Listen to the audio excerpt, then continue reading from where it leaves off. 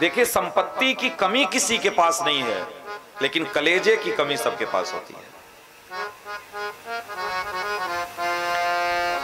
कुछ भी करने के लिए आपके पास हिम्मत चाहिए। और सच बताएं, जो लोग धर्म में धन का प्रयोग नहीं करते, उनके बेटे एक खंभा पी करके तब सोते हैं रोज। बिना पिए उनको नींद नहीं आती। ये धन कोई एकत्रित नहीं कर पाया ना, तो आप कर पाएंगे। उसका स्वभाव है, जो लक्ष्मी है वो चलायमान है, आप अपने पास उनको रोक नहीं सकते ज्यादा दिन। आपके पास लक्ष्मी आई है तो आप उससे यश प्राप्त कर लो, जितना चाहो उतना यश प्राप्त कर लो। हम लोग बचपन में पढ़ा करते थे एक बहुत अच्छा श्लोक, विद्या ददाति विनयम विनया ददाति पात्रताम पात्रत्वा धनमाप्नोति धनात् धर्मम ततः सुखम। बचपन से ये आप पढ़े होंगे कि धनात् धर्मम ततः सुखम। केवल धन कमा करके इकट्ठा करने से सुख का लाभ नहीं मिलता, धन कमा करके उसको धर्म में लगाने से तब सुख की प्राप्ति होती है, तब सुख की प्राप्ति होती है। अगर हमें सुख प्राप्त करना है तो हमको इन सब बातों को थोड़ा सा समझना पड़ेगा।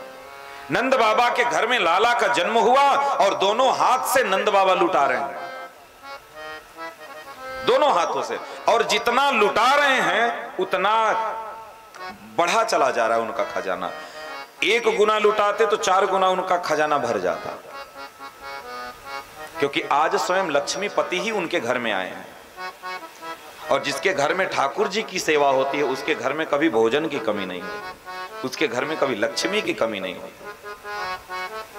इसीलिए लक्ष्मी की जो सवारी है वो उल्लू है। प्रायः जो धर्म कर्म नहीं करते, धनवान जो जिनको कहते हैं क्या, धन पशु, प्रायः उनका बेटा बेटा पागल, कोई मूर्ख, इस तरीके के बच्चे उनके घर में होते हैं। आप ही कब नाम नहीं लेंगे, कथा लाइव चल रही है, नहीं कोई जाकर के कह देगा बड़े बड़े पड़े हैं धनिका सेठ, एक ही बेटा विकलांग। इतनी संपत्ति करोगे क्या रख करके? क्या करोगे संपत्ति रख करके? और जैसे ही सांस बंद हुई वैसे ही मामला समाप्त। अभी देखे हैं, अभी 2 लोगों का भी निपटारा हुआ है।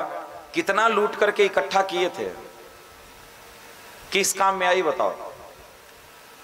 बेटा मरा, तुम देख नहीं पाए, तुम मरे, तुम्हारा न तो कोई क्रियाक्रम हुआ, न कुछ हुआ, कुछ भी नहीं हुआ। पत्नी कहीं और, बेटा कहीं और, पूरा खानदान ही बर्बाद हो गया। मिला क्या? मिला क्या? आप जानना, अगर आपने धर्म से 1 रुपए कमाया है तो वो 1 रुपए ही आपके घर में इतना सुख प्रकट कर देगा कि आप आनंद से भर जाओगे। और दूसरों का लाखों रुपए लूट करके घर में रख लोगे, वो ऐसा आतंक पैदा करेगा आपके घर में ना कि पागल होकर के घूमोगे, पागल होकर के घूमोगे आप। इसलिए जीवन में 1 रुपए मिले, 1 रुपए में ही सुख महसूस करो, और वो सुख आपको देगा, वो सुख आपको देगा। इसलिए जीवन को ईमानदारी से जीना सीखो। और नहीं, एक बहुत बड़ा उदाहरण आपको देखें, आप लोग तो देखे होंगे, कोई अगर अपने भाई का 1 इंच अगर हड़प करके रख लिया होगा तो उसकी कंडीशन जाकर के देख लेना। आप अपने आस पड़ोस में जाकर के देखना, आप कोई भी हो, आप अपने बड़े भाई छोटे भाई किसी का आप कुछ संपत्ति आप जबरदस्ती कब्जा कर लीजिए या ले लीजिए उसको, देखिए आपकी क्या गति होती है। 4, 6, 10 साल में देखिए बच्चे पागल होकर के घूमने लगेंगे, पचा नहीं पाएंगे आप। किसी के भी धन को पचाने की सामर्थ्य आपके अंदर नहीं है।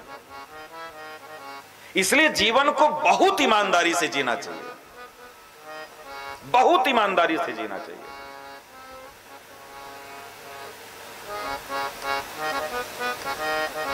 और सुख धन में नहीं है, संतोषम परम सुखम।